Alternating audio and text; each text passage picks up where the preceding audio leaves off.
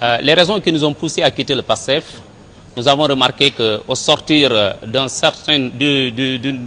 réunion que nous avons convoqué les militants,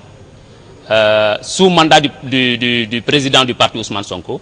il était question donc d'élargir le bureau. Et quand nous avons convoqué, n'est-ce pas, nos militants pour effectivement donc cet élargissement du bureau, donc nous étions au nombre de 17, 4 parmi nous ont boudé la réunion parce que, pourquoi? Ils nous ont demandé d'aller à des renouvellements définitifs de ce bureau-là. Alors que nous n'en sommes pas effectivement donc à la période convenue pour un renouvellement. Je pense que quand on renouvelle, il faut aller directement vers des congrès. Et je pense que ça, c'est des b.a.-ba en politique que chacun, n'est-ce pas, de nous doit pouvoir comprendre. Mais malheureusement, ils ont voulu faire du forcing et parmi ceux-là qui ont quitté, il y avait la sœur du président, n'est-ce pas, qui a orchestré toute cette cabale et apparemment, ces 4 parmi les 17, n'est-ce pas, que nous étions le jour de cette réunion, ont quitté pour partir. Et depuis lors, n'est-ce pas, nous avons remarqué une certaine division au niveau du parti.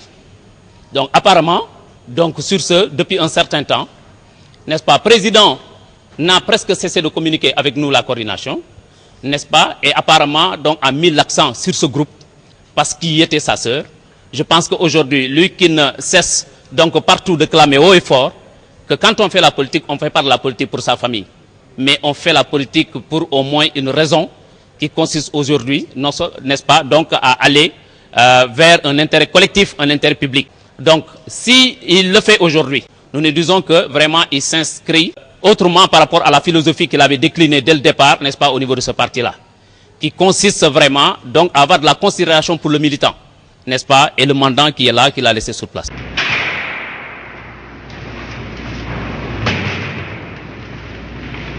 Ousmane Sonko dafa doon suñu président parti bi nga xam ne ñun ñoo door depuis le départ sos parti bi fii Ziguinchor mu am confiance ci ñun ñu ànd ak moom n'est-ce pas ci loolu mu dem ba ci biir n'est-ce pas ci moom ordam neenu bu ñu bëggee parti bi gën a yaatu il faut ñu yaatal ba tax na ñun ñu toog benn bés ñu ne daal nañ jéem a convoquer réunion pour yaatal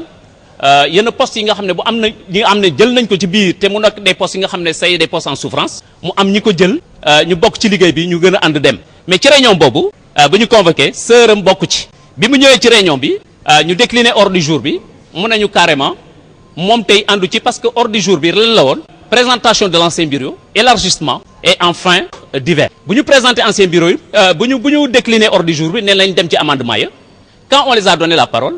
du coup dafa jóg nañu loolu mënta ne parce que ñun lu ñu bëgg moo di un renouvellement définitif vraiment du bureau de ce parti là alors que renouvellement mënuloon am instant yooyu parce que ñun dafa am ay lignes directrices yu ñu amoon au niveau de ce parti maanaam massifier parti bi looloo nekkoon suñu plan d'action ba élection ya kon bu ñu tolloo tey bëgg a tey renouvellement définitif d'ailleurs loolu suñu ressort parce que tey c'est le bureau national moo war a joxe mandat coordination yëpp yu nekk Sénégal nous sommes 42 départements et 42 départements yi am na 42 coordinations fenn fu nekk ñu pare renouveler les instances pour aller au congrès je pense que réponse boobu lañ leen jox qui était n'est-ce pas un b.a.-ba en politique ma foog ne loolu ku ko xamul de vraiment war nga jàngaat un peu politique waaw mais xam nga rek booy ŋàññi ñi nga xam ne ñen ñi ñu ngi koy def feneen ba pare yow nga bëgg a nangu sa diwaan loolu dafay nuroo leneen maanaam xam nga tey cautionné ni que sœuram ba militante la comme ñëpp parce que jot nañu ko wax man maa ko jox mandat mu dugg ci parti bi liggéey comme ñëpp kon loolu bu ko demee ba wax ko te moom mu koy ŋàññi ñen ñi foog naa ni sa waay wàccoo na ak moom li nga xam ne moom lay woote donc moom lañ gis ba tax na tey kenn ku nekk ci ñun war nga mën a xoolaat sa bopp donc boo demee ba gis loolu ki nga xam ne dañ ko wootee ba pare tey tollu fenn fi nga xam ne yow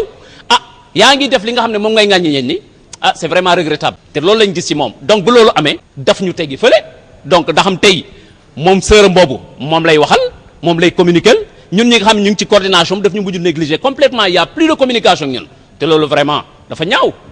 pour ñu ko accompagner moo tax ñu jógee fa